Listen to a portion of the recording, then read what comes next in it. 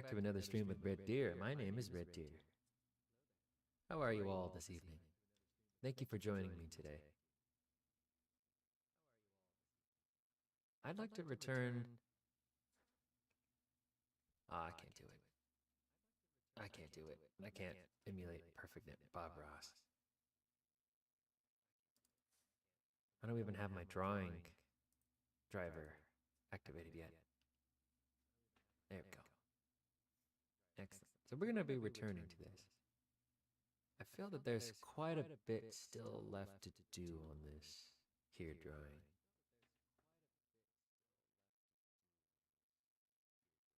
I know I've already signed it and everything, but I'm going to create some new layers.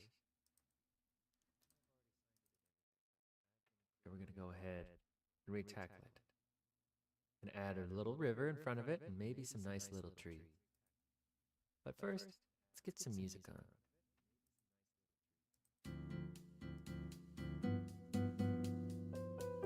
Familiar music you're used to.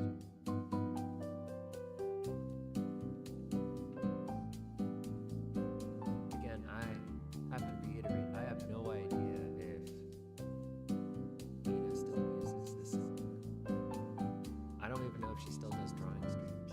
I just haven't had the time to catch any streams. She is certainly an inspiration. I don't think I can emphasize that enough. She's definitely an inspiration. This is why I got to draw again, especially after college.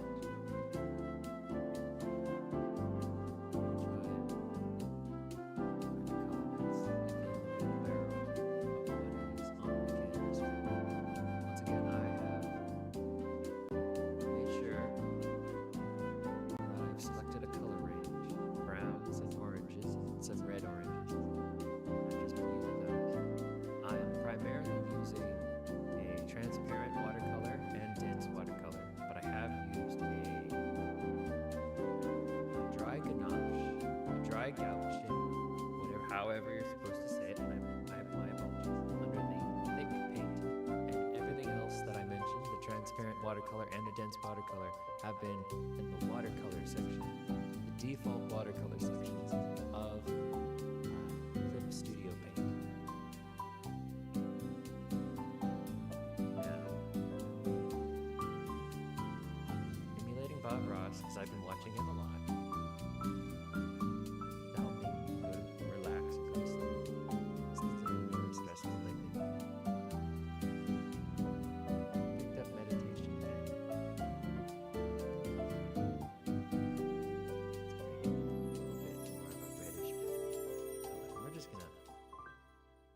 First, what I think we should do, I'm going to go ahead and use white down here. We're just going to pick a spot here where the water's going to be, right? It's not going to be perfect, it's just going to be right about here. No, and it can't be there. Shoot. Well, that's the beautiful thing about using digital canvas.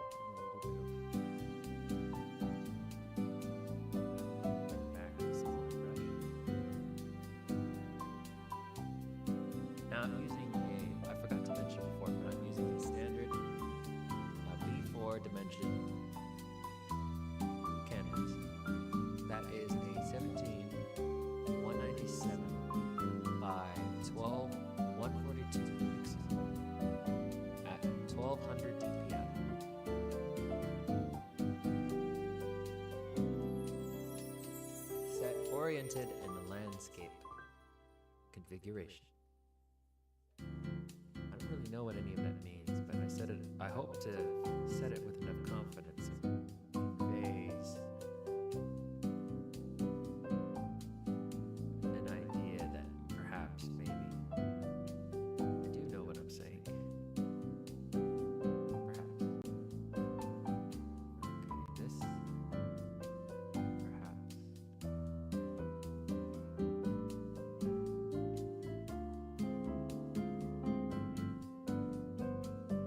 So I'm going to go ahead and unuse layers now. Big old brush.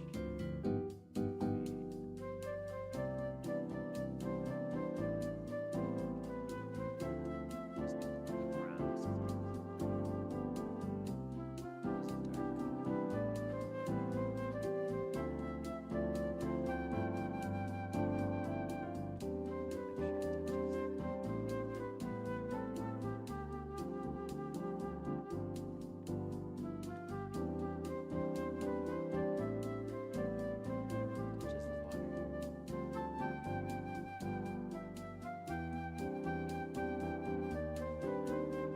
Use a dark color. Most people watch YouTube on their phones these days.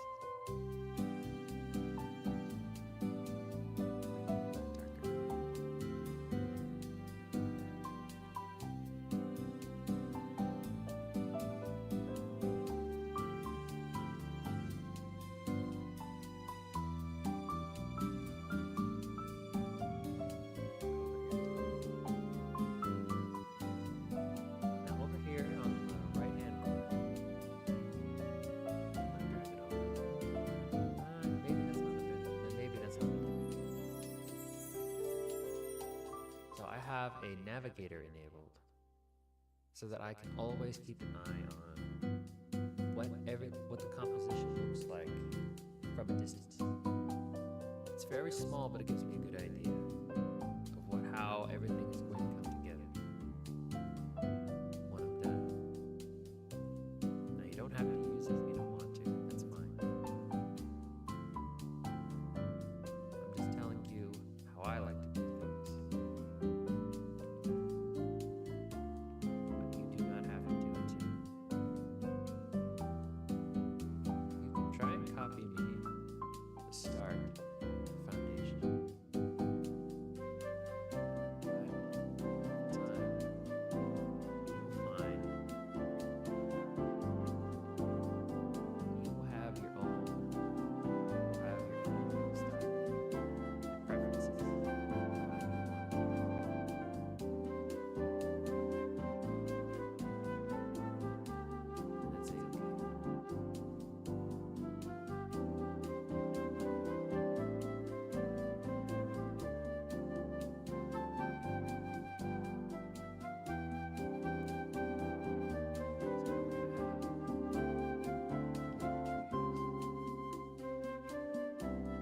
Start out with some maybe I'll lighten it. Maybe we'll use an actual proper red this time.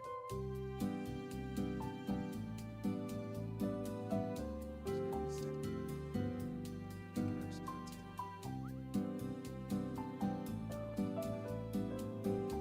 Use a dense watercolor. We're going to use an empty layer on top of our ground layer here. That's the layer we're using. The layer we painted land that touches the water here. Maybe you'd like to create a tree. Just go straight down like that. Maybe it has branches. Just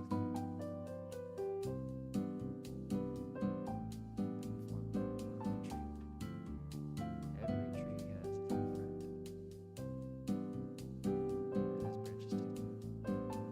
Just anywhere it's found. Maybe it's some trees here too. Now these will just be the branches.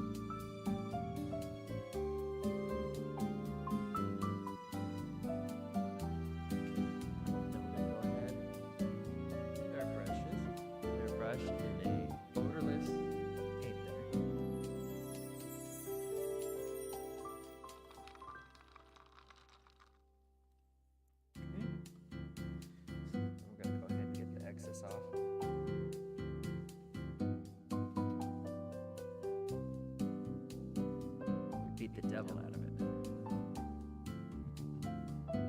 Again, that's just my hand hitting the side of my desk. I'm not actually using any brushes.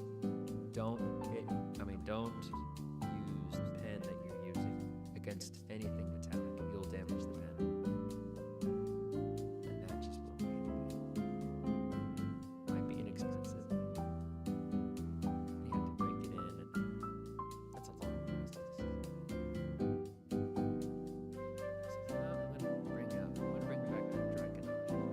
And this might not be the final thing.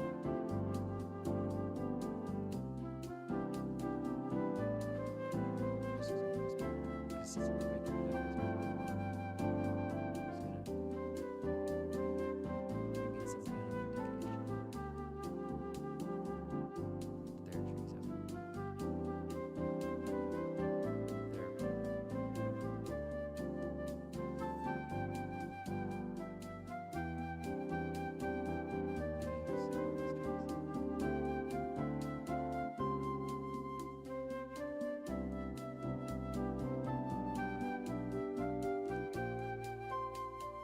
Make sure to use the right amount. Always add branches if you don't like the size of the tree.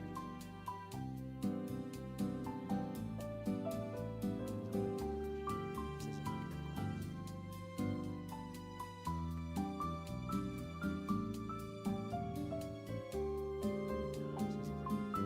Let's not do that.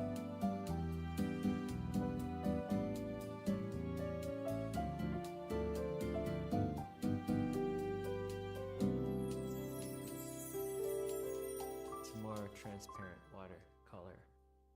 We're just gonna keep things simple as we can. So usually what happens when you start playing with different brushes, they complicate things. It's become a little bit overwhelming. That's what we're not here to do. Let's bring back the dry ganache. Let's try it one more time, but on a new layer. Another thing that we could do, bring in an indication. Sometimes it's okay to accept that when something's not going to work. Maybe your PC can't handle the dry ganache, and this side is like mine.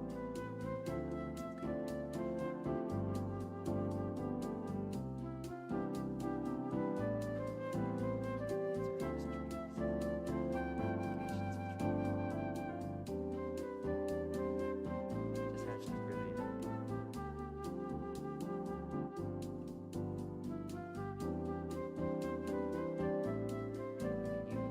dense watercolor. We're just gonna cover over trees. We can do whatever trees we want. You'll see what I'm meaning to do there. Once you know this is it. You'll watch it.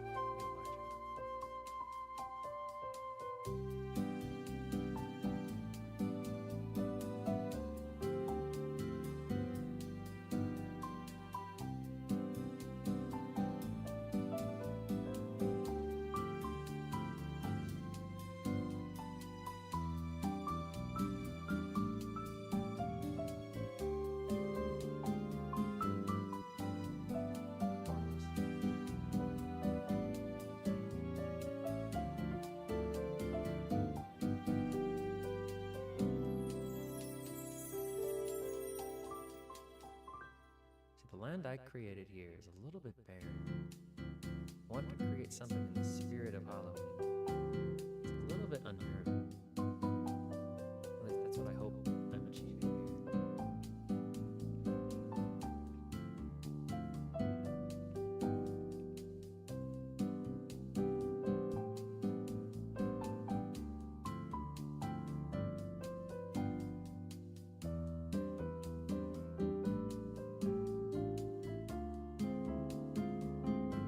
I was never any good at watercoloring in school. I always loved art class when I was a kid. Create whatever I wanted to. Whenever I wanted. That was my favorite class. Of course I did have a teacher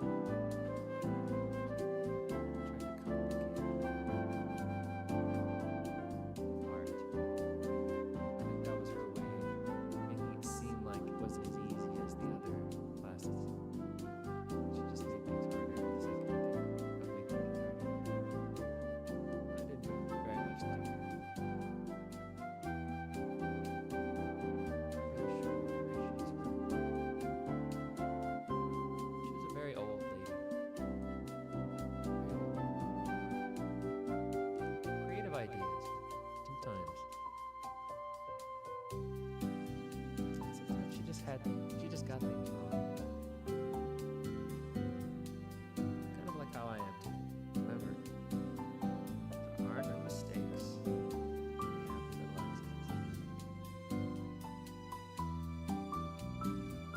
It's another issue with digital art. Whenever you make a mistake, almost immediately. When you're working with real leaves, real canvas, you kind of have to find a way to work mistakes into your creation.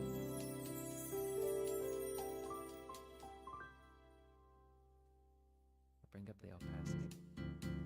We use a blending tool.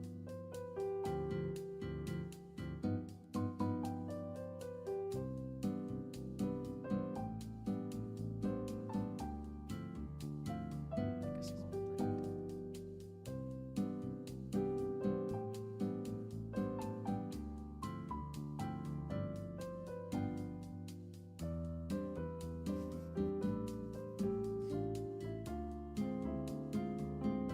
Remember to laugh at yourself. Very important. Admit when a mistake is a mistake. Oh, I can't tell if that's a mistake.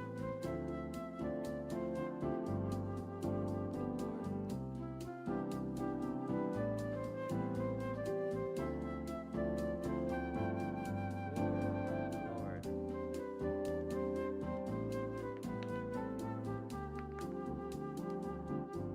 Sometimes you'll surprise yourself, and sometimes you just need to take a step back on something that you've created.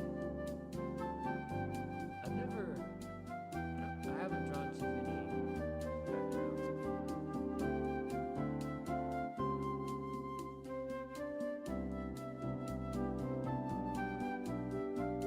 But it's not the end of the world when things don't work out the way you want them to.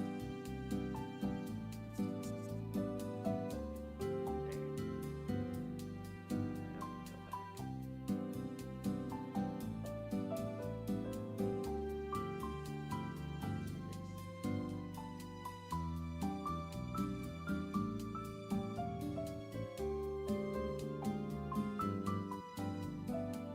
go back.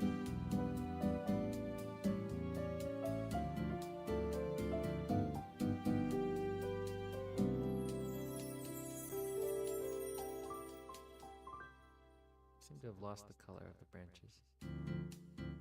Let's go ahead and take a small brush again. Indications of branches.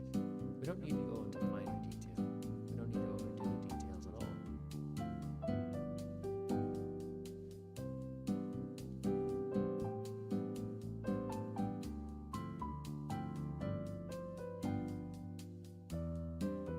Using my-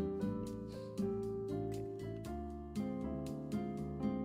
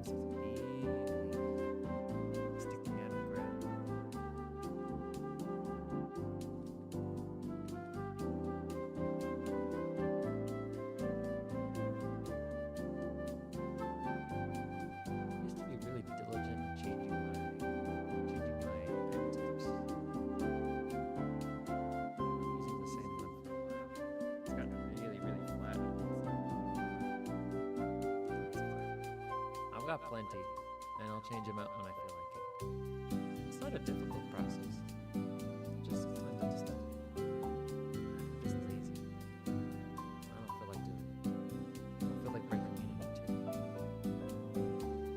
Brush always feels different when you're breaking it into two. Then you have to reconfigure sensitivity. It's just a hassle. I don't always feel like doing it.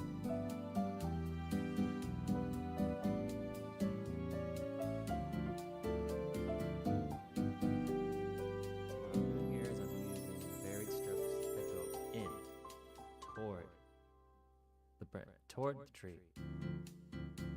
I'm pressing down here, moving toward the branch, lifting up my pen, bringing it over down here, and I'm doing it again, and again, and again. That's what I would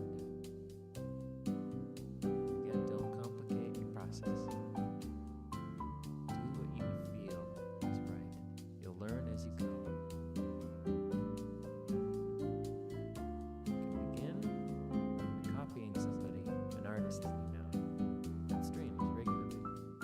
Lots of great artists on Twitch and on YouTube. Some of them Vtubers, some of them flesh streamers. They're all great. Most of the artists that stream are very calm. Amazing to listen to.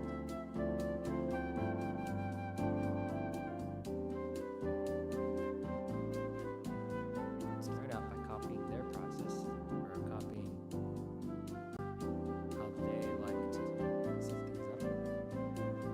definitely not their art style, but as you go, you'll find that your own preferences and your own interpretations of certain things that you've seen or other artists draw then begin to influence how you draw. They'll take bits and pieces of things that you like, and then it'll all merge together to become your own style. Don't worry about forming your own art style anymore. Just starting out, just learn the basics. Before you start learning the basics, develop appreciation, love, creativity.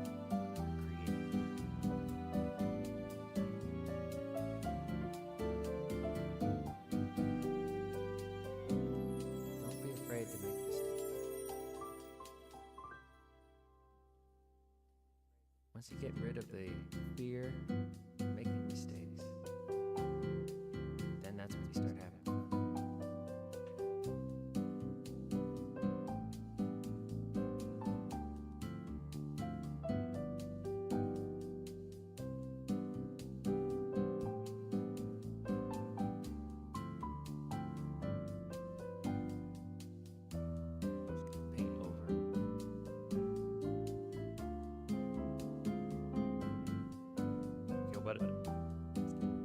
What I'm really doing is erasing what you probably couldn't see.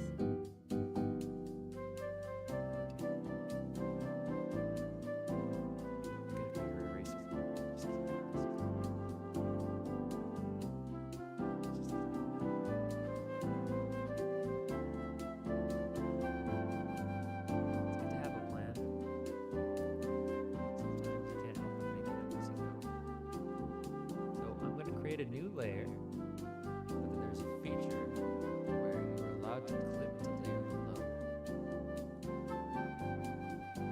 This allows you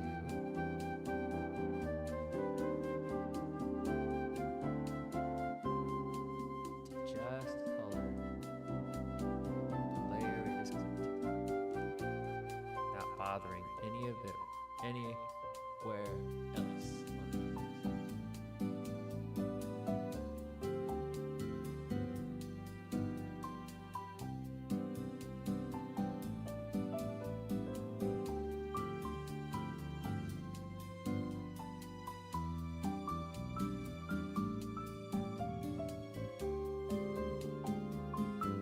You picked out your Halloween costumes yet? You went trick-or-treating? You got any candy?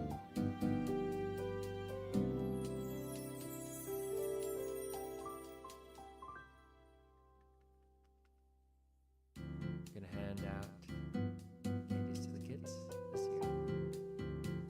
Gonna stay home.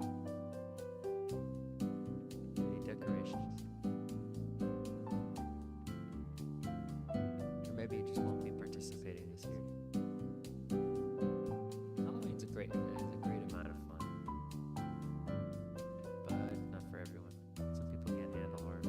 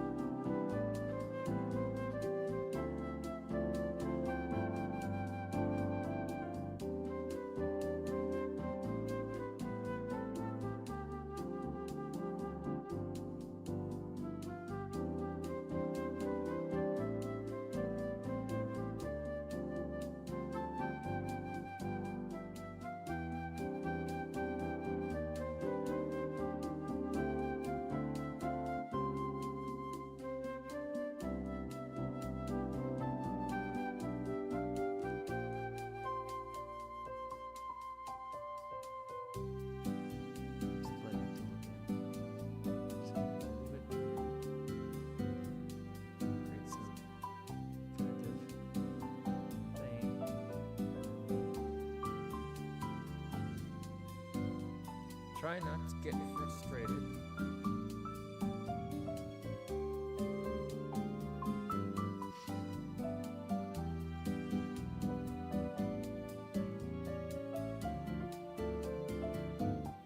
Just keep working at it. Keep doing things.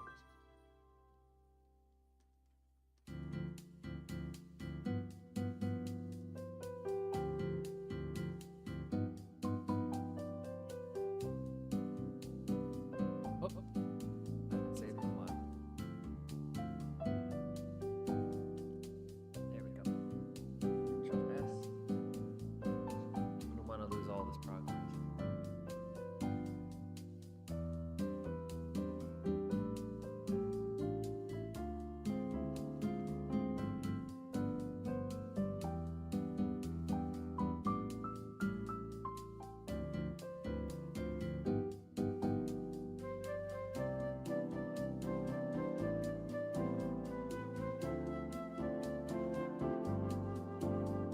Rudy, hello. How are you today?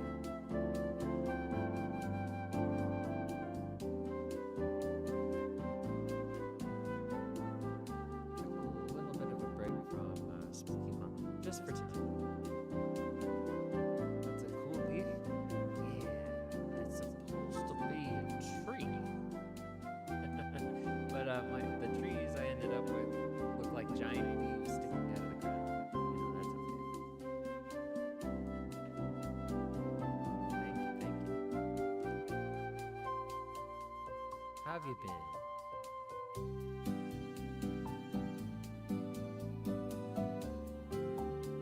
Bring it all in.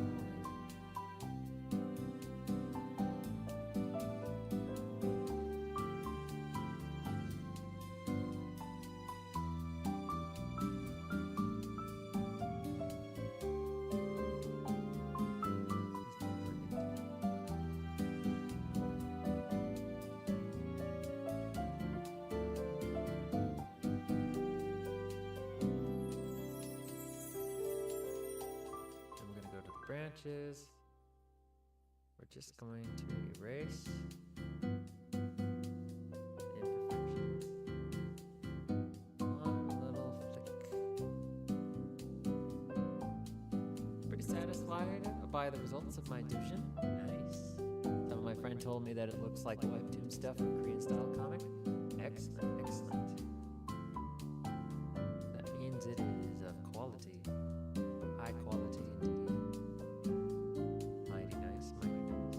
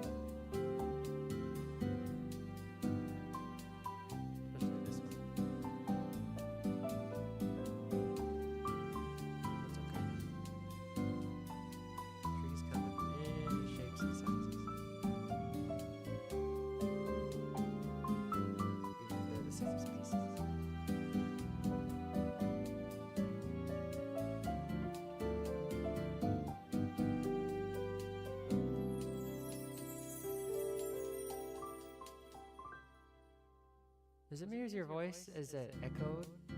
Ah.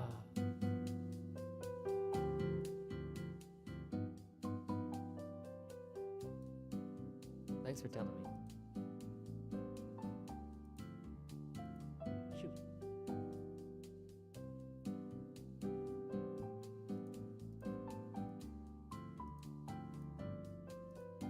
Ba ba ba. And this is way too loud.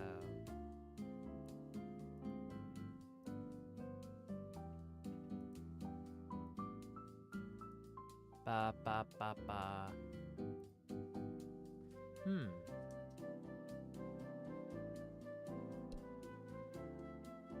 Let's try this.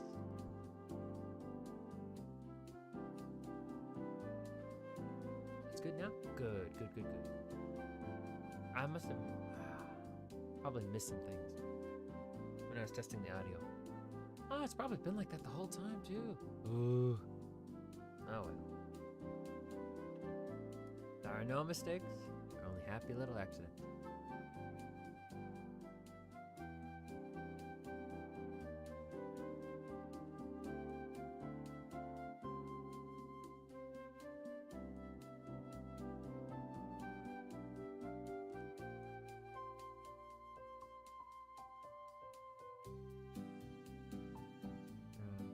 Huh?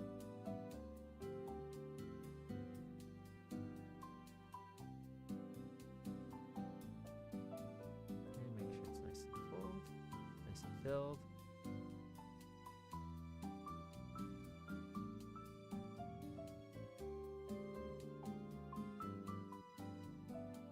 Realize that now is already October. Time flies too fast. Yeah, it really does. Man, oh man, soon we'll be doing daylight savings again here in the United States. Oh man. It's almost the end of the year.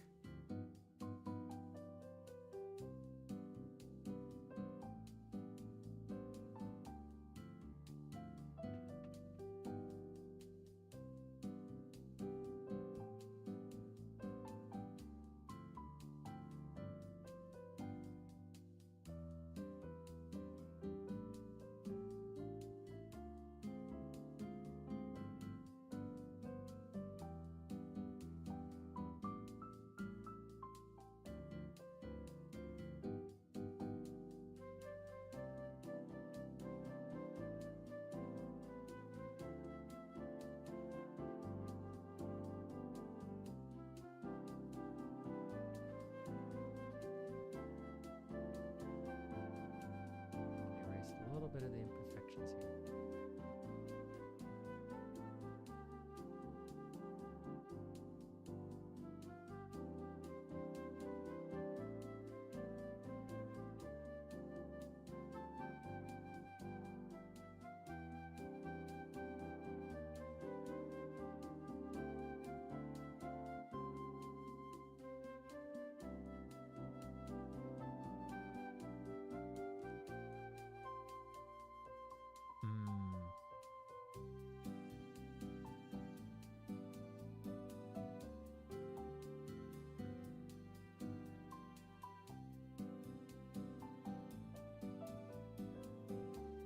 Do you ever think that OP characters need weaknesses, or at least a flaw?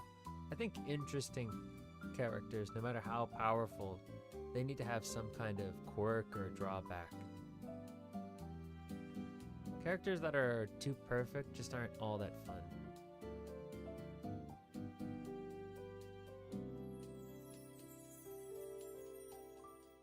Not necessarily humanizing, just, you know, characters that aren't perfect are a lot more interesting. Good or bad.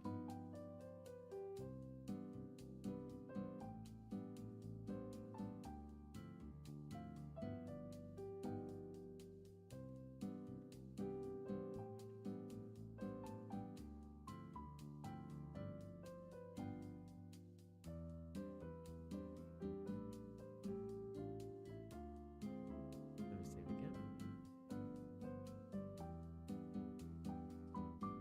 We're just going to take a moment to look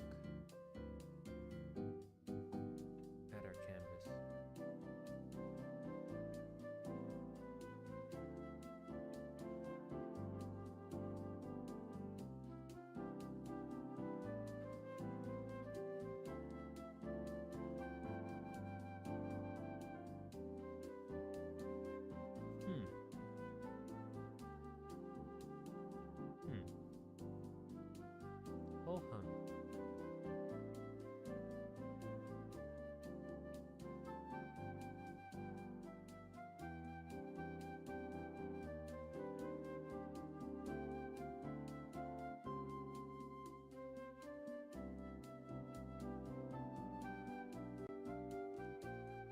beginning to realize the lighting doesn't make a whole lot of sense.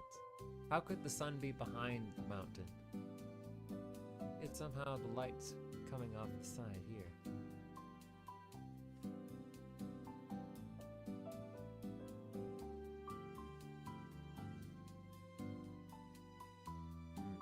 Now before we do that, I'm gonna take a... Let's say my friend waifu is Miyabi.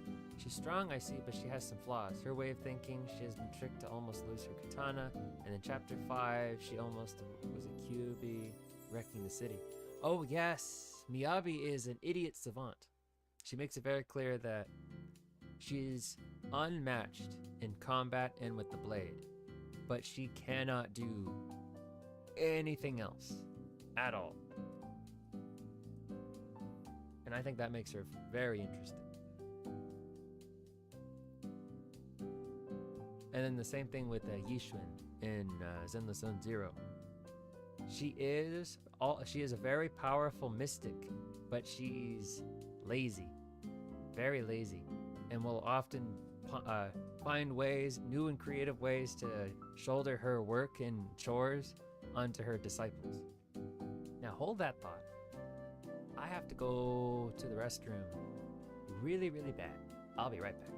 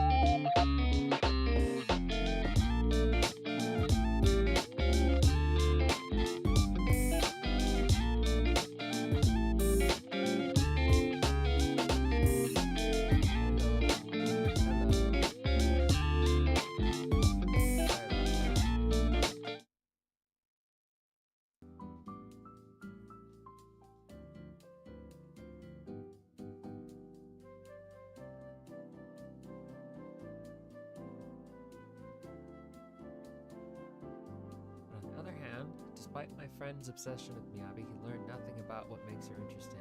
He said he always writes the most boring OP character with thick plot armor and never loses. Yeah, that's lame. You can't make an interesting character like that.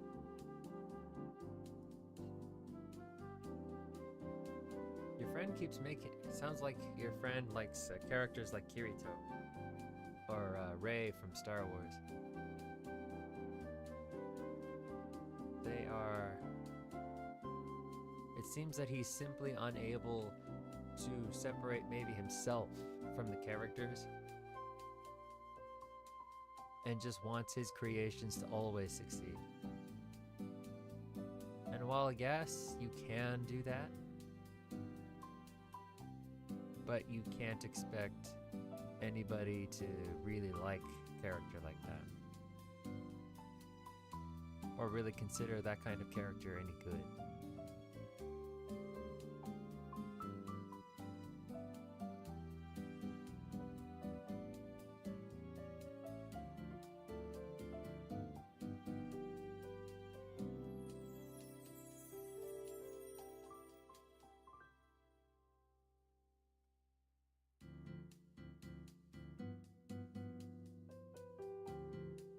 Yeah, but no, gotta be some kind of flaw. Even Saitama has flaws, but he's more like a joke character. It sounds a little bit weird again. Ba, ba, ba.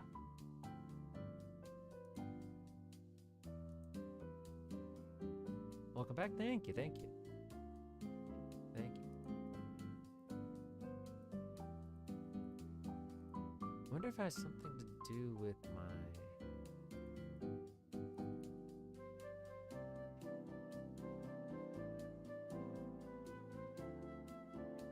sync offset. Maybe my... Maybe something's going wrong with my downmixed mono.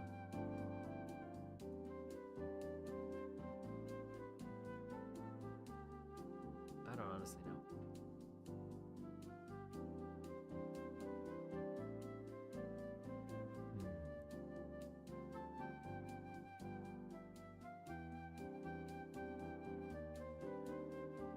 Now, I remember, it's been a while, but I used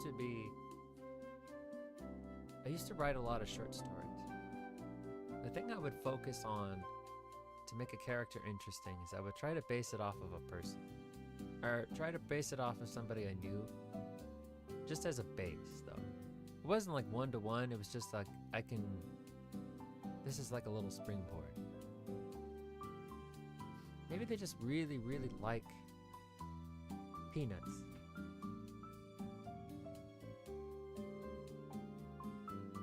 But, you know, I wasn't any good at writing.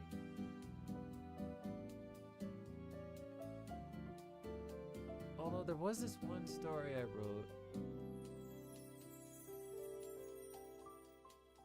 The main character of the short story... Well, I wanted to make a series of short stories. But what I came up with in college... It was an office building full of mythical creatures. You know, like devils, oni, furries, cat people, and humans. The main character was a human. And his flaw was... I'm almost embarrassed to say. He was kind of like you know, Chainsaw Man, Kenji, whatever his name is. He really liked the female form. And so there's a particular demon girl that he really liked. She was basically able to do whatever she wanted with him because he just could not resist women. But eventually what I wanted to do, but I never really had the chance to do it, because I never really gave myself that chance when I was writing these stories. He eventually learns that you have to respect yourself. He had to respect himself and his work ethic. He wasn't the best at the office, but he was good. He was good enough. it was like Office Space in a way, where he realized that he was being rung up, used up, because he was capable of doing his job. But he was only capable of doing that specific thing. He was really good at finding out how many people needed. I can't even remember what it was they were selling at that office place. I think it was like tomes, magical tomes. It's a very realistic approach to conclude the story. Yeah, thank you. That's what I wanted to do. That's what I thought of. But then I never really knew how I would get him there. And eventually I felt like the whole gag of him just going along with whatever sexy woman, sexy demon cat girl that walked into his cubicle and asked him a favor, I kind of felt like maybe it was getting old. I had lacked the creativity to figure out how to keep that sort of thing fresh. But maybe it would work better as a manga, and not necessarily like a short story, or a series of short stories.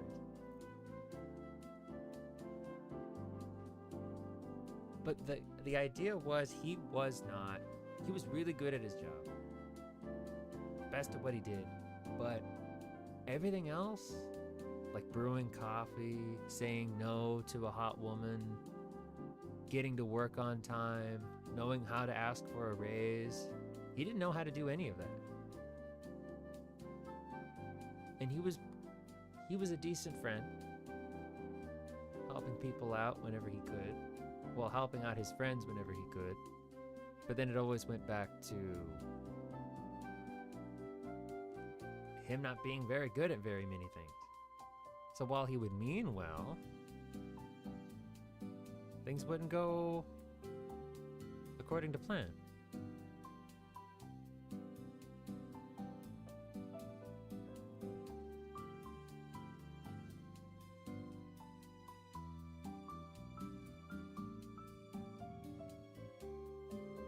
And it's a little bit difficult to write about the office space, and office politics when you've never really experienced it yourself. I've never personally worked in a cubicle, and for as long as I live, I hope I never do.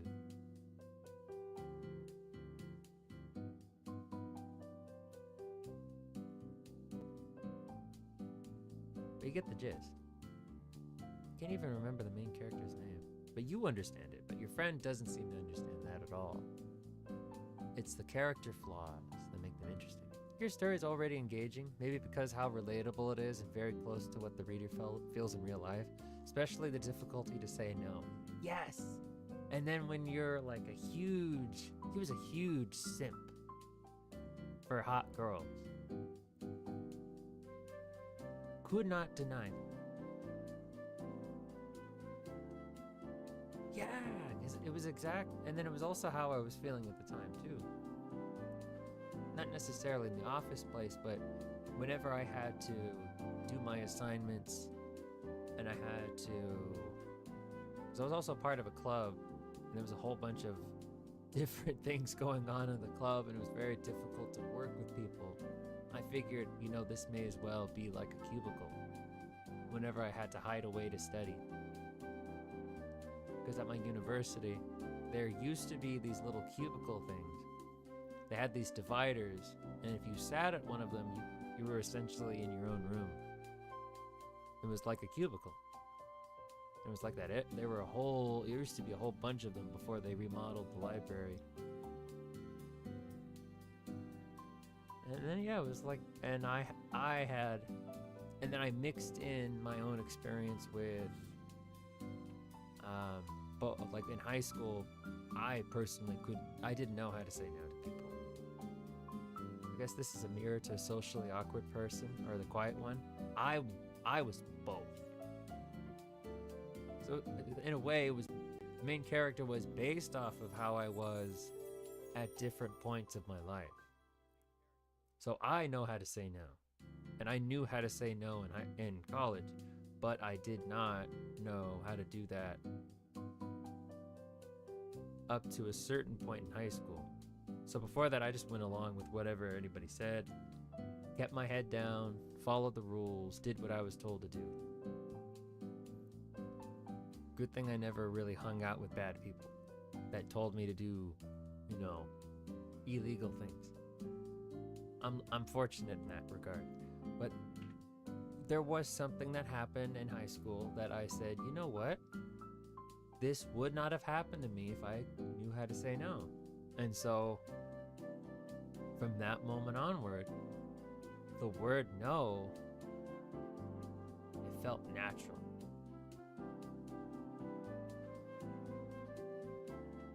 I don't want to get too into it yet. Maybe in the future I'll talk more in depth about it, but it was pretty scary.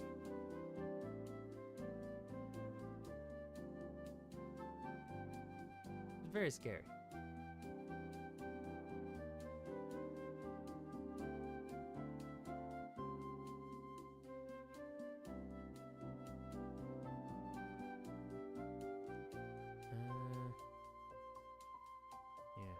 You too?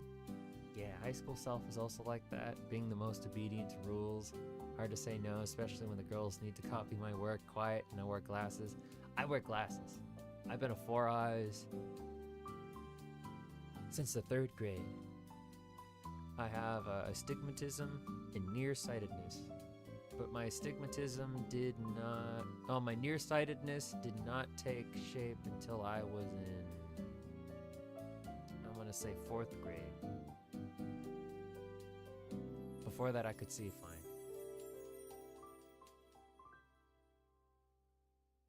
Makes it hard to wear contact lenses too, since they just slide off my eye.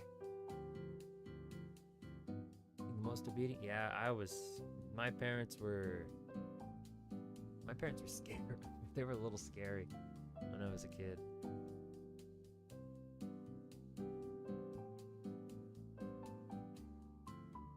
You did what you were told to do.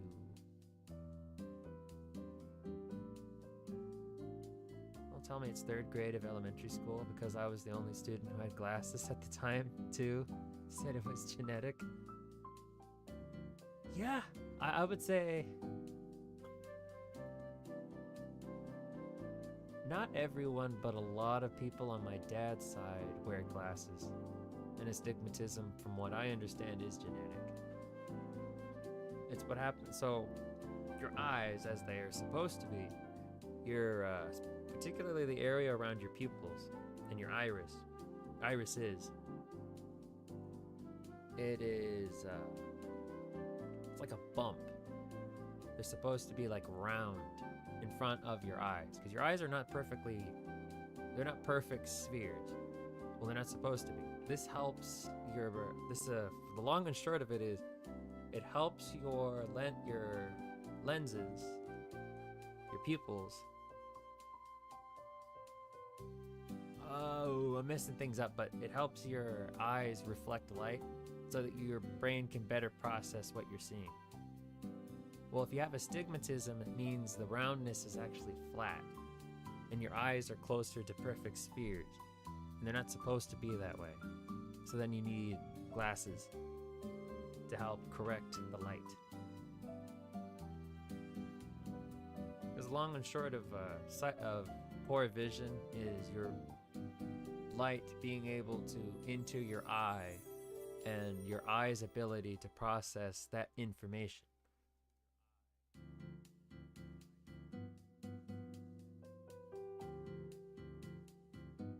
Or your eye's ability to deliver that information to your brain so that your brain can process the information. That makes sense? I think that's how that works anyway.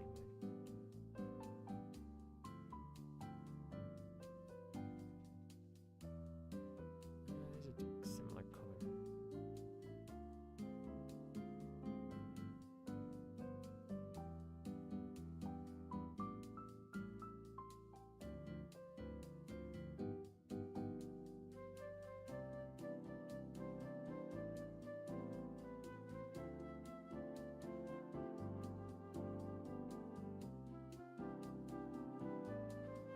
out there.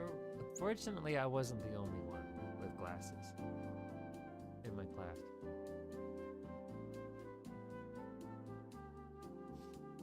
There was this, I think it was myself, some other kid, and there was this really cute girl from the Philippines. She also wore glasses. Holy cow, I haven't thought about her in a while. I haven't thought about her in years. Yeah, it was just the three of us that wore glasses and at that time.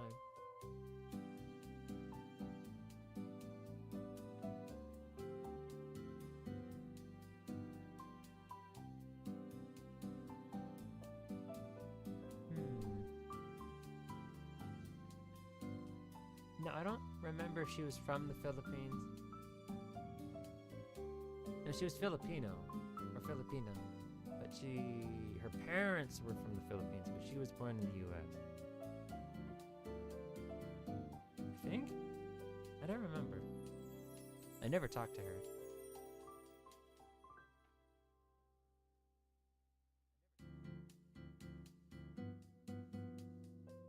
I was thinking if your eyes have delay to process information, you can see slow-mo, only you're not seeing normal speed. You're not seeing normal speed slowly, but you likely get hit by something before you comprehend what happened. Oh. I would imagine that probably does exist.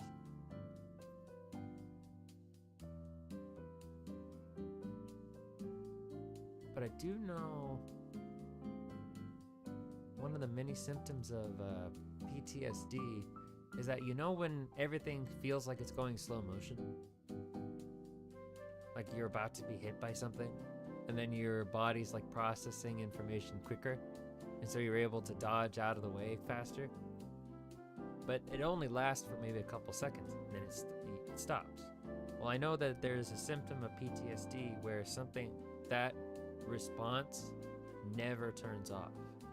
So for that person, everything's in slow motion. Because their brain is in a constant state of hyperattention.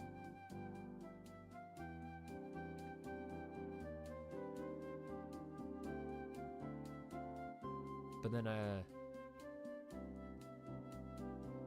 might not have anything to do with the eyes. I'm losing my voice.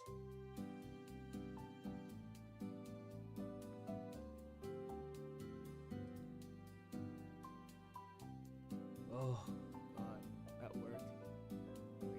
Yeah, it was yesterday. Yeah, I think it's okay to say. Yesterday there was some idiots in the parking lot that almost got into a fight. And so I had to yell. At them. Have I hydrated? I have. I've got some water here, but yeah, at work. Yesterday, there were a couple of idiots in the parking lot that wanted to start a fight. There were a bunch of homeless people. I don't ask too many questions. They wanted to get into a fight, but I had to yell at them. And I have a very strong diaphragm. So not to toot my own horn, but I have a ear-piercing shout. I can get loud, really loud. And so it's like a Viking shout, I would say. So I shouted at them to fuck off. And they both just stopped. And they looked at me. It's like, whoa, I don't want to be here anymore. That kind of look. Kind of like when you're scolding a dog. He just pooped on the rug and he was like, no, don't do that. That kind of look.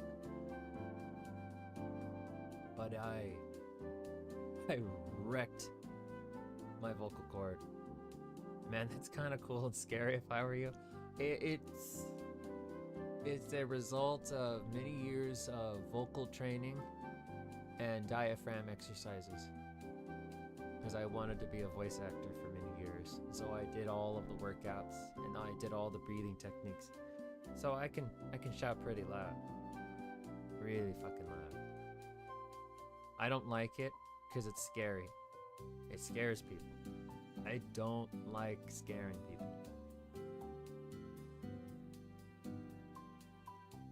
Maybe your hidden talent is to sing metal, but that's the thing. It's like I'm like a glass cannon, or like a disposable gun.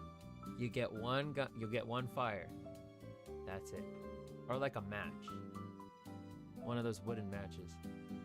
You strike the match, gone.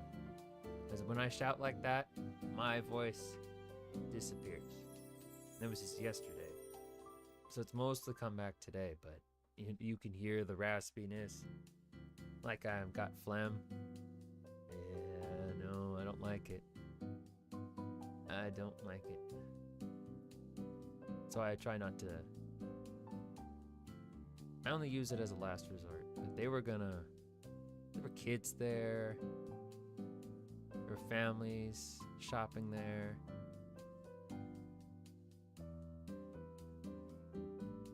Absolutely ridiculous.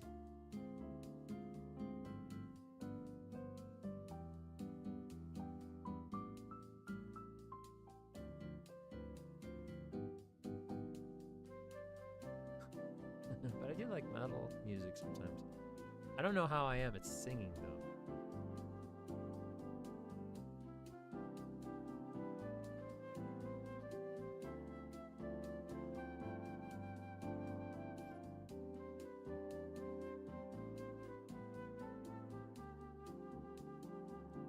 But yeah, that's why I'm a little bit, my voice is kind of fading in and out right now.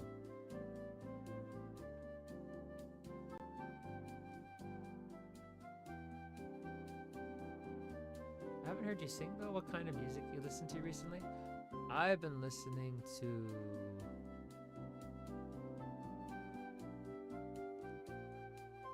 Let me see. I've been listening to the Talking Heads. Particularly... Well, it's kind of a rock pop. Kind of hard to describe what they are. It's this band from the 80s. I guess the 70s. No, late 70s, 80s. You know, Once in a Lifetime. This Must Be the Place. And She Was. Psycho Killer. The fun stuff. And then I've also been listening to the Beach Boys. Particularly one song that's very hypnotic. Shortening Bread. But in terms of singing, I don't think I'm not gonna do that.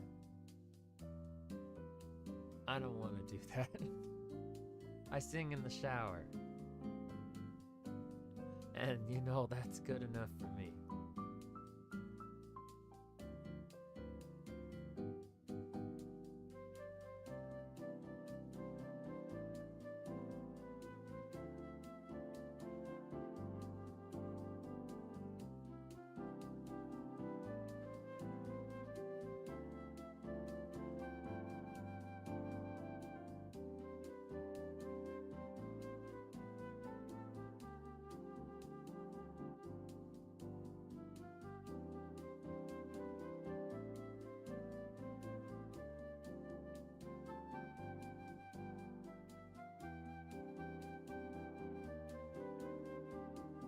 Tell me you sing Hold Me Now I'm 6 feet at the edge and I'm thinking, no, no.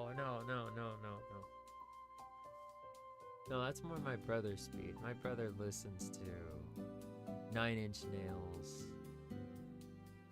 He used to listen to Hollywood Undead. Not anymore.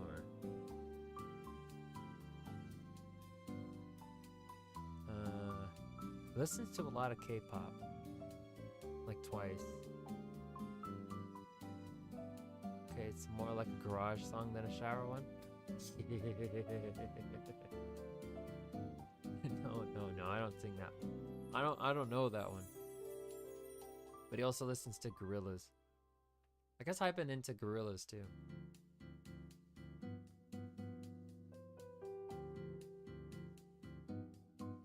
Not as much as him though.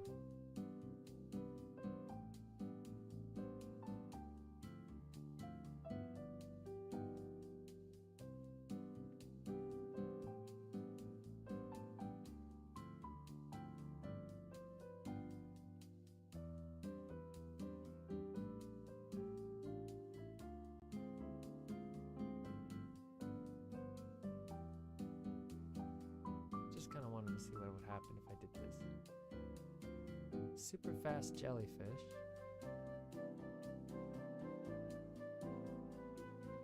On a melancholy hill. The gorillas. Cracker Island, but I need to listen to that like a couple hundred more times. Clint Eastwood, Super Fast Jellyfish, On Melancholy Hill. Rhinestone Eyes is a good song. It's a good song.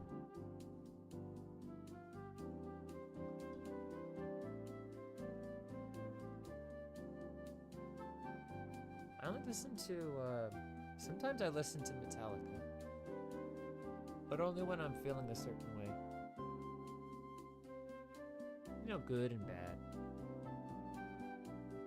Talking about music, it's sometimes a little lonely when you have an unconventional taste in music.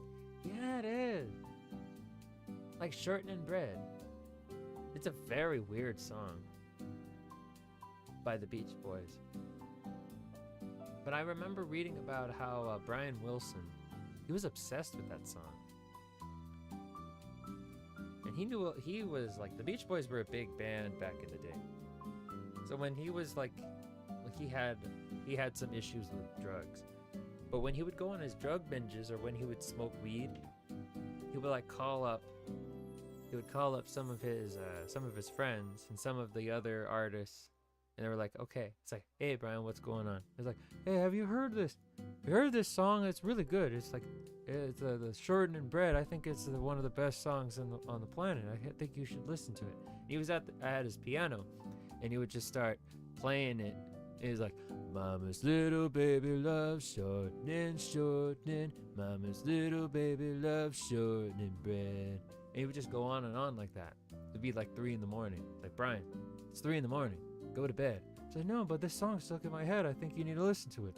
Mama's little baby loves shortening, shortening. And then the bridge is like this. I put on the skillet. I slip on the lid. And then they would hang up. And then I read somewhere else that, what was his name? Bradley Cooper. He was at a party, and Brian Wilson was also there.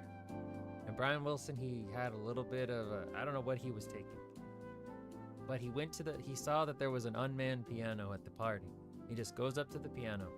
And he just starts playing the piano. He starts playing Shortening Bread. And nobody would stop him. They wanted to see if he would just like realize nobody was listening and then move on.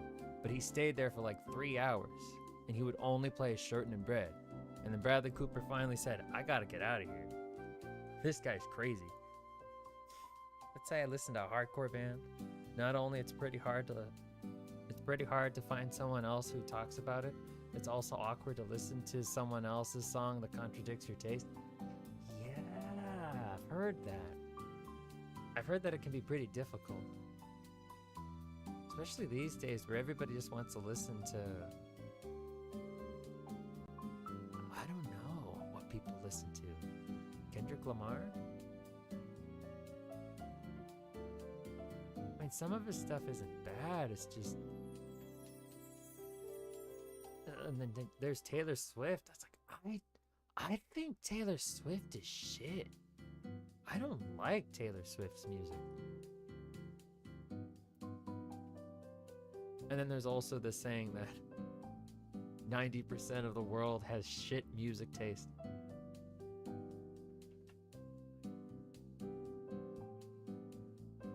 But yeah, I agree. It can be pretty lonely not being able to find people that listen to the music you listen to.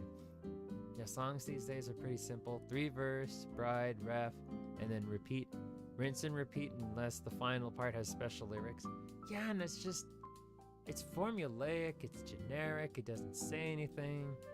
It's safe, inoffensive, and it's boring. Boring. And I don't like it.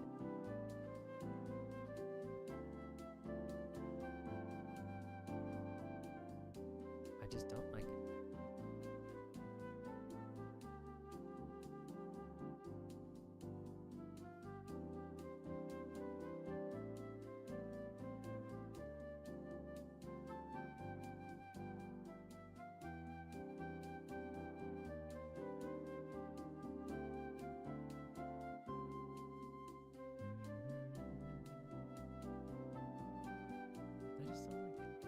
I don't know.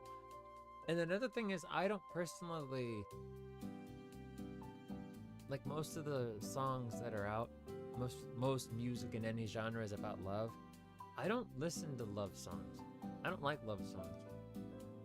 Probably because I was a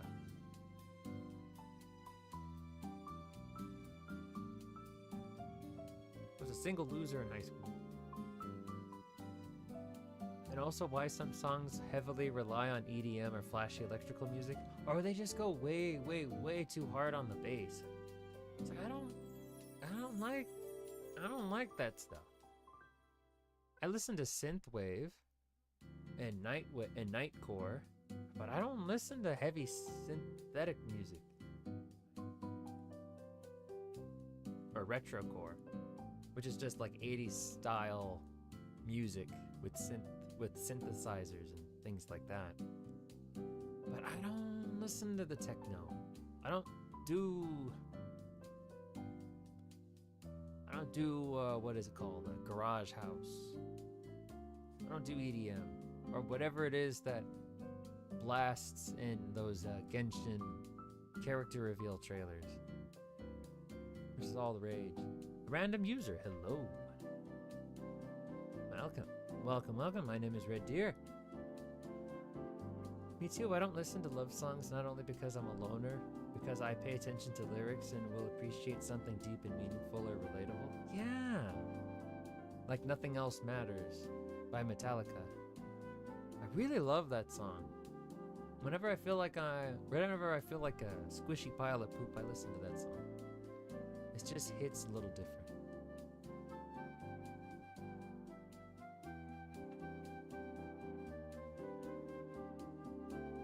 I also listen to Bruce Springsteen.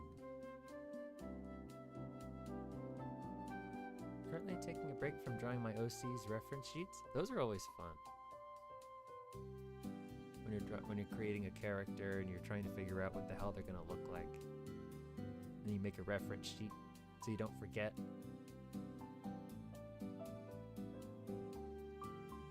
Let's go with a lighter color here.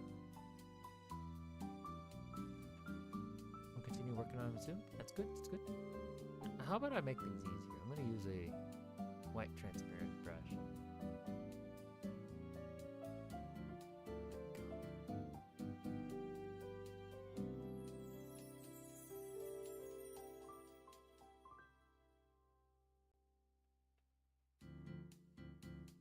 He's a priest? Has PTSD? Oh, we're currently talking about music. But we were talking about characters earlier.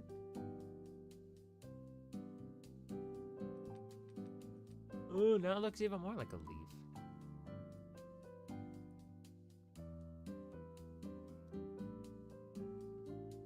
Shoot. Put it back.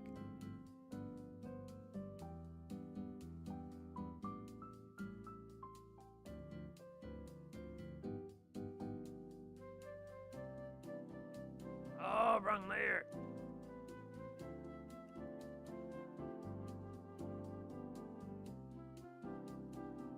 Oh, I did it on the wrong layer. I gotta do it all again. Crap.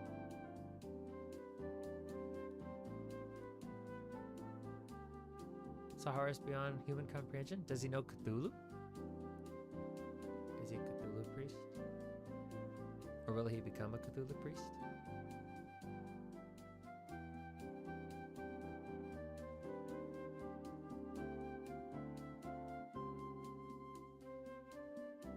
Pretty spooky stuff.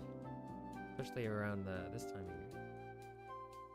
Especially like it, sometimes the last time I made a reference sheet for characters, I was writing some short stories. You don't really need to know how they look, but it helps to remember later. I spent all this time making these reference sheets for these interesting characters I was devising, but I never used them. And so they're gone, they've been lost to time.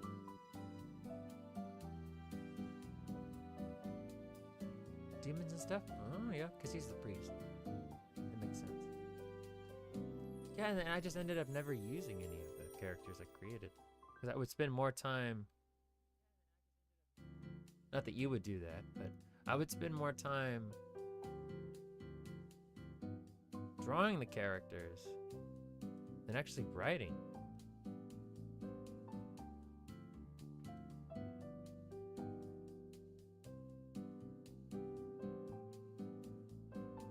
It's kind of my bad because I was in school when I was doing all that.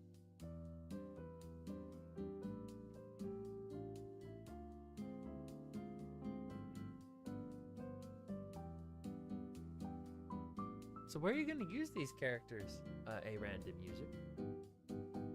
Is it a manga? Is it a doshinshi? Is it a webtoon? Short story? You know, that actually gives me an idea about how you could use it as a dojin. Because I was earlier, I was talking about a short story I was working on. Animation memes. Oh. Not sure how that'll work. But you know, far be it for me to tell you your idea won't work.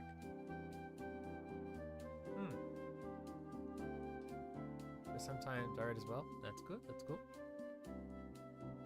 Because I was just talking about an office full of demons and cat girls and things like that. Just a male priest being constantly pulled into temptations of the flesh by super hot demon babes. Various shapes and sizes. So sinful.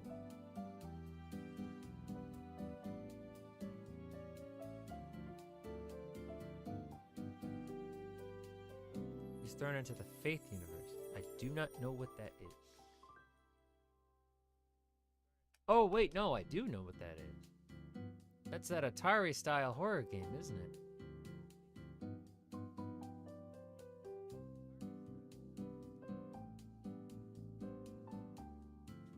There is something blocking my way.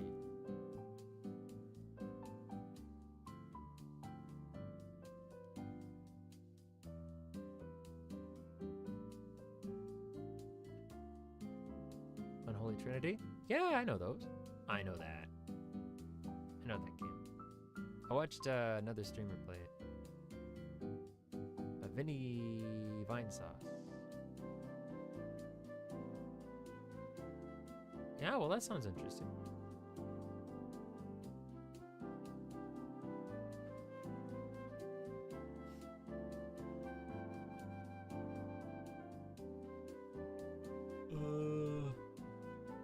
Don't ask too many questions about what the hell it is I just did. I don't think I understand it either.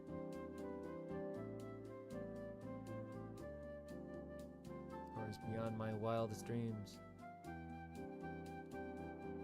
Let's use purple this time. I'm trying to avoid watching a lot of spoilers because I might get it later. Oh, see, writing an OC.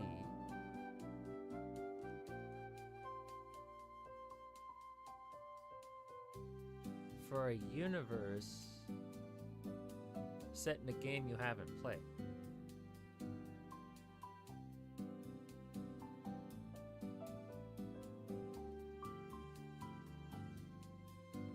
I'm not judging, I'm just curious.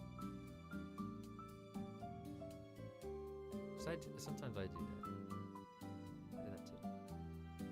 Let's make some happy little bushes.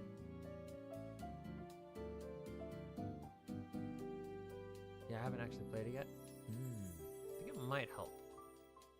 Or at least help you understand how the rules of the world work.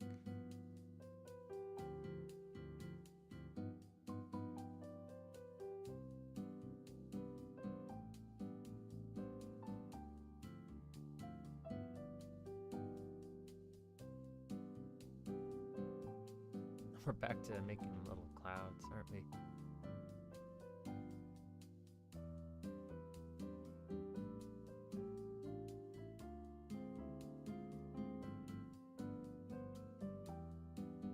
Oh, that doesn't look bad.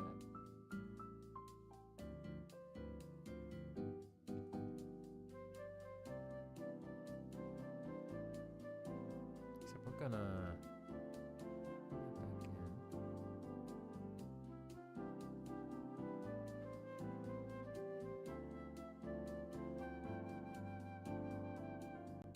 And there's like 9 OCs I have to make. They're all soldiers. I see.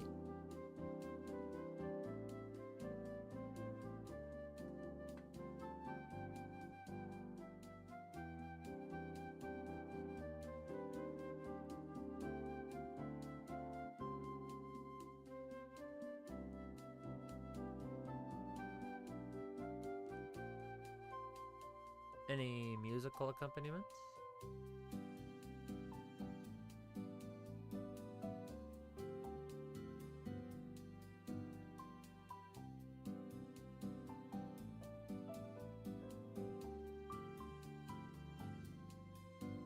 Shit. No, no, no. It's okay. This is good. There are no mistakes. There are only happy little accidents.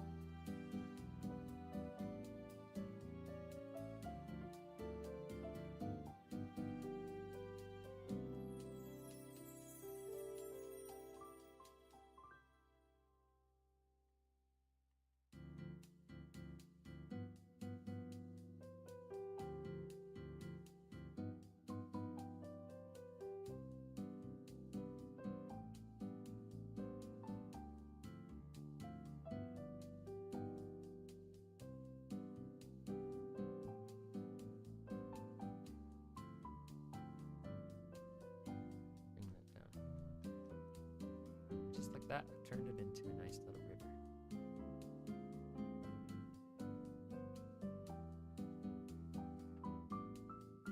Make it a little easier to notice that it's vanished here.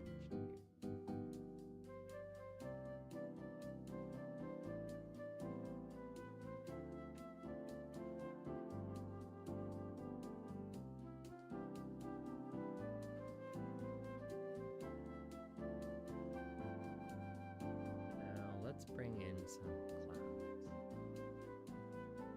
Use a little bit of the orange here. What about, let's use this one. Okay, you still use the transparent brush, which is good news. Let's get a little lighter. Ah, let's just use it. Almost beige-ish.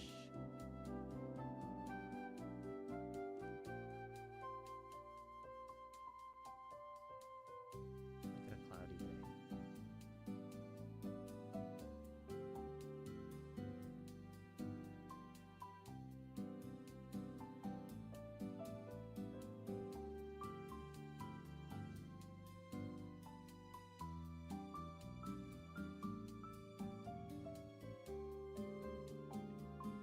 Some clouds in the distance too.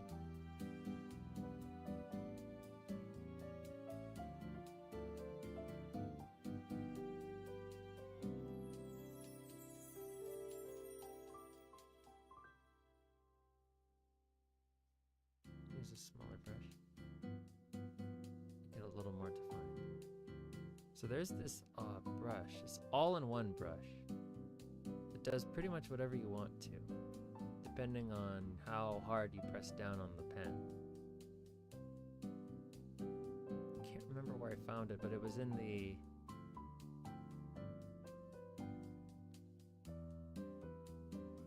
Clip Studio Paint workshop.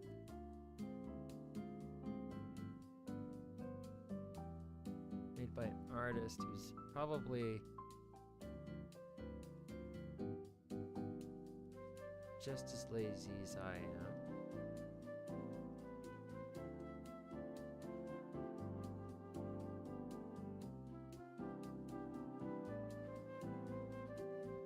I can pretty much do whatever I want to with this brush. I don't like using it too much though, because it's difficult to... It only really works if you have a good vision of what you want in your head.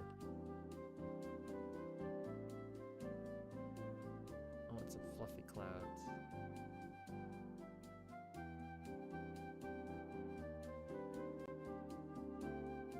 Closest I can get anyway.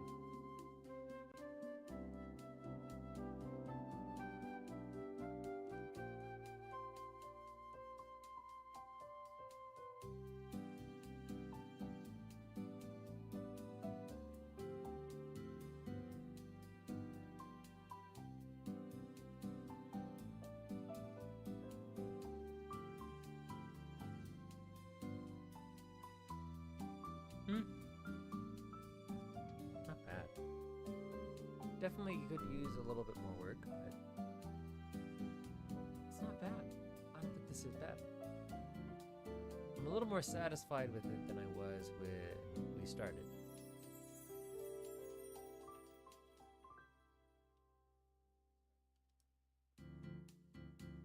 But there we go. Our very own masterpiece.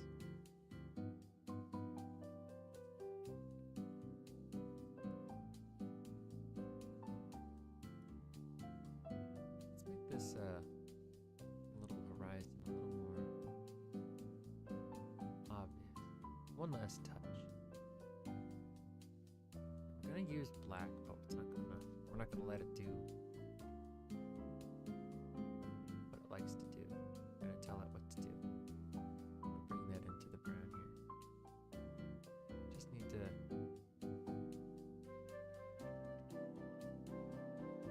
it a little more obvious. A little more obvious.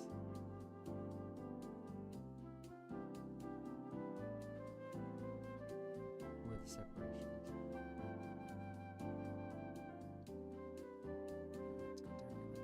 up. Great ideas. How should my priest lose his right eye? He's blind? Well, let me tell you something. A good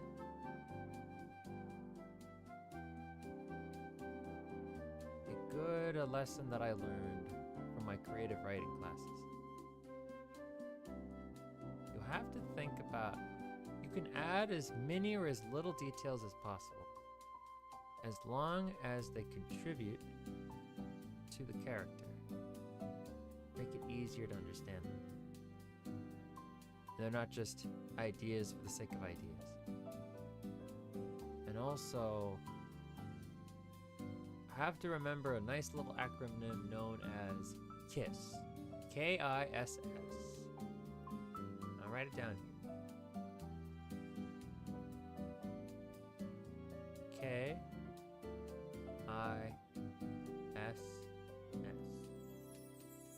Keep it simple. Stupid. It's supposed to be you telling yourself that. Don't worry about the details at first. Keep them in mind, but as you write or draw or create, you'll find things will just, if you really know what you want, you'll find that things will just jump out.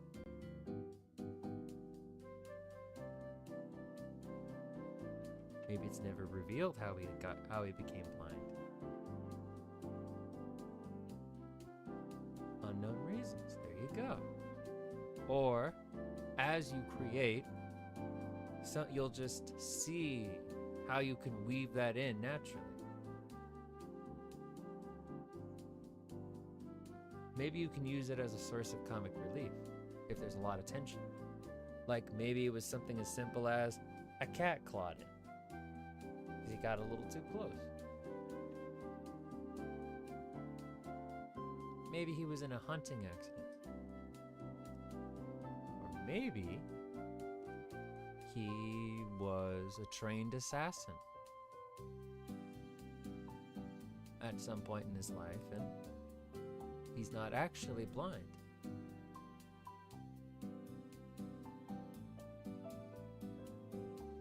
You know, you can go however you want to, whichever way you want to.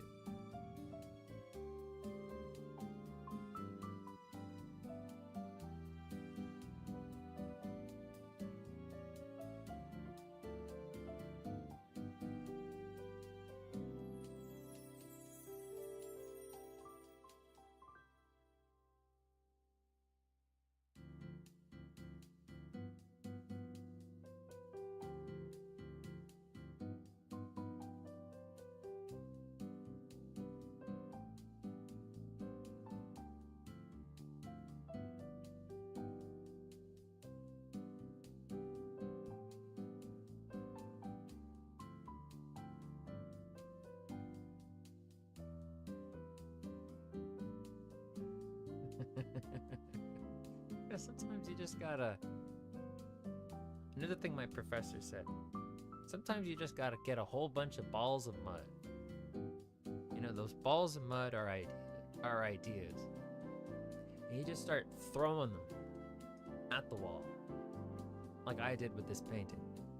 You just start throwing them. You see what sticks. It's not gonna be pretty. It's gonna be messy. But it might just work. Oh. That being said, I'm going to call it here. Thank you very much for stopping by today. Thank you very much, Rudy. Hope you're able to talk some sense into your friend. But if not, you know, you did your best. And thank you, a random user, for stopping by. And anyone else. How often do I stream? My schedule is will be on my end card.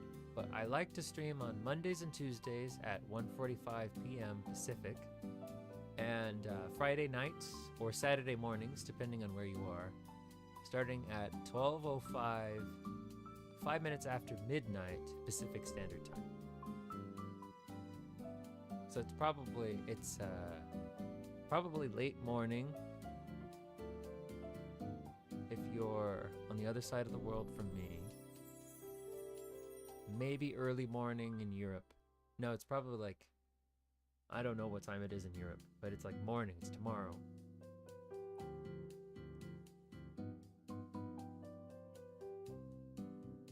And I only stream 3 times a week. So if you like what you saw today, if I wasn't too annoying, of course, you can subscribe, leave a like on the stream. And if not, that's okay too. Alright. Yeah. And if not, well, thank you for stopping by. It's nice to get to know you. It's nice to get to have a chat. I don't always do painting streams. It's spooky month, so Monday we will be playing some Teletubby game. Slendy Tubbies. Slendy Tubby 0.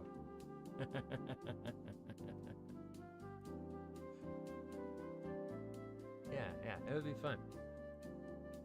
Alrighty. I will see you all in the next stream.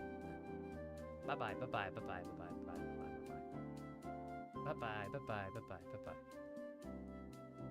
Oh, I almost used the wrong card. Alright, bye-bye.